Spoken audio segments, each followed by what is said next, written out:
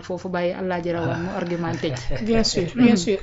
Rawane noo xalaat gisee idée bi nga xamante ni moom la Cheikh Tidiane Gadio proposé def union panafricaine pour lutter contre li nga xamante ni moo di le djihadisme. waaw mbooloo mooy doole et puis en réalité loolu sax moo doon objectif lii di CEDEAO ngir yu mel nii bu amee c'est pas pour rien que CEDEAO am armée mais juste que parfois CEDEAO moom tellement dañ ko tellement dañ ko politiser ba nga xamante ni lu bari loo xam ne ci lu mu waroon doxee la doxeetu ko n'est-ce pas être naïf mooy gëm ni djihadisme mën naa am Mali ba mel fa nii bu fa mel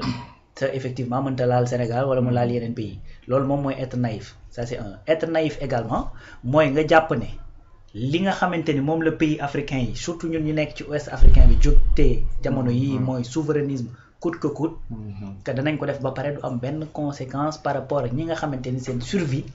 fii lañ ko yaakaar muy en Afrique surtout en Afrique occidentale je veux parler des occidentaux tey lu mel ni France lu mel ni tey c'est pas pour rien tey nga jéggi ne Sénégal ma ngay gën di rapproché wu avec les BRICS ku mel ni Donald Trump ne Bassirou Diomaye Faye Oligui Nguema président Sierra Leone Gazouani et puis Omar Sissoko Embalo ñëw leen ñu waxtaan c'est pas pour rien donc déjà ñu ñëpp ci code bi lañ nekk on est très proche de pays xam nga fan yële ñu ngi fiy wax ne on se rappelle bien bi nga xamante ne le général américain mi ngi nekk di menacer effectivement Ibrahima Boubacar Traoré du Burkina jëmale ci seen wàllu or beeg yu demee noonu n'est-ce pas donc keroog la am koy attirer sama attention mu ne ma xoolal les pays yi nga xamante ni moom la demandé à ce que mu waxtaan ak ñoom daanaka ñooñu dañoo ceinturer presque pays yi nga xamante ni lu mel ni Burkina te commencé woon na am jafe-jafe mais au-delà de tout ça c'est-à-dire l'aspect commercial et économique ak le rapprochement avec la Chine c'est-à-dire ce que je veux dire mooy bu benn africain wala benn sénégalais am xalaat gu dal ba jàpp ne terrorisme mën naa am au Mali am au Burkina am au Niger am au Nigeria ba pare effectivement mënta am jamais au Sénégal ça c'est être naïf de le croire beneen affaire mooy que ni jàpp ne Sénégal mi ngi dox ci souveraineté fexe ba français yi génn fi ñu dàqee leen Mali dàqee leen Niger dàqee leen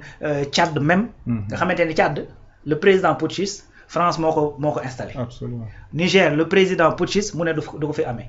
parce que Niger fa lay jëlee uranium bii dem ci seen centrale électrique donc être naïf aussi c'est de penser que danañ dem ci souverainisme sans pour autant ñu am effectivement ay contrepoids yoo xamante ne dafay jógee de l'Occident loolu mënta ne léegi nag loolu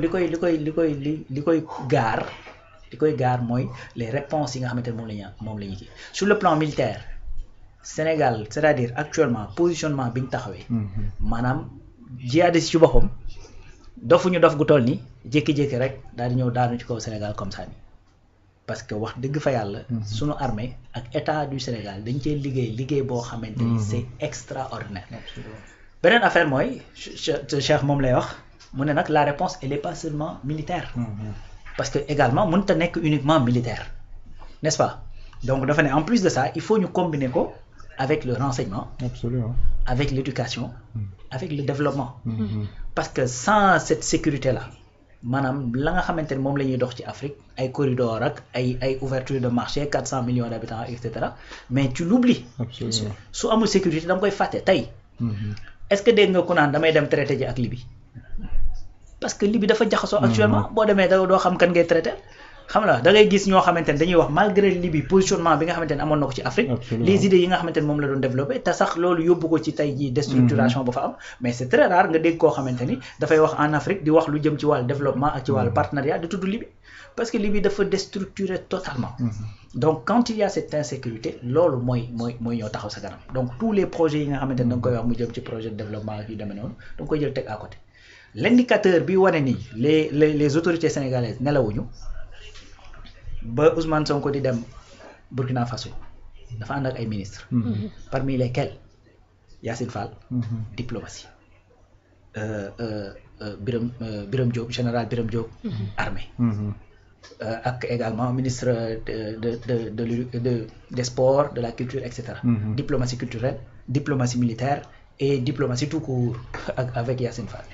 n'est-ce pas donc il y a même des accords yoo xamante ni c'est purement économique yoo xamante ni c'est de la diplomatie économique boo xamante ni dox na suñu diggante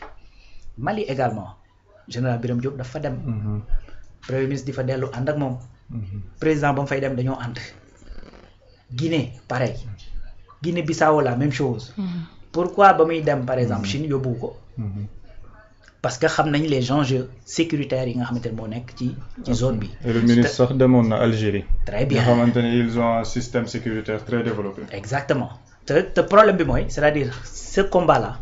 mënoo ko combattre en excluant le Maghreb c'est-à-dire mënoo cee génne ni le Maroc ni l'Algérie ni la Mauritanie xam nga Mauritanie bokk CEDEAO mais mënoo ko génne ci coow li. lu tax mu war a bokk ci coow li par force mooy quand on parle de Diboli.